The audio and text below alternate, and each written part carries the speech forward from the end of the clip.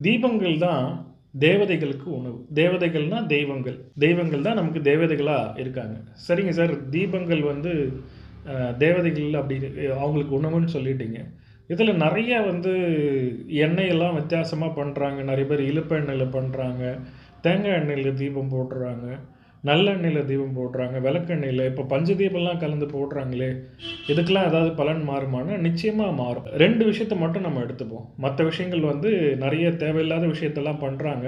அதெல்லாம் யார் எஜுகேட் பண்றாங்கன்னு தெரியல. அதெல்லாம் ரொம்ப தவறான விஷயங்கள். அது மாரிலாம் பண்ணக்கூடாது முதல்ல.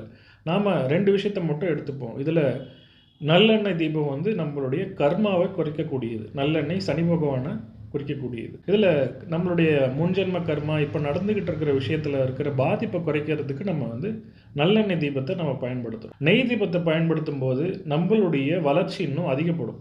நல்லெண்ணெய் தீபம் படுத்தும்போது, நம்மளுடைய தடைகள் விலகி, அதுக்கு ஒரு நிவர்த்தி கிடைக்கும்.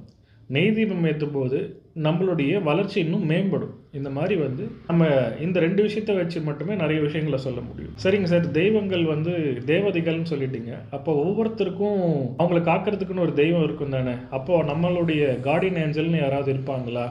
கட்டாயமா ஒவ்வொருத்தருக்கும் ஒரு கார்டியன் ஏஞ்சல் அவங்கவங்க ஜாதகப்படி இருக்காங்க. அவங்கள நீங்க தொடும்போது உங்களுடைய வளர்ச்சிக்கு அபரிமிதமா இருக்கும். உங்களுடைய வழிகாட்டுதல் ரொம்ப அபரிமிதமா இருக்கும். ரொம்ப சக்சஸ்ஃபுல்லா உங்களால டிராவல் பண்ண முடியும்.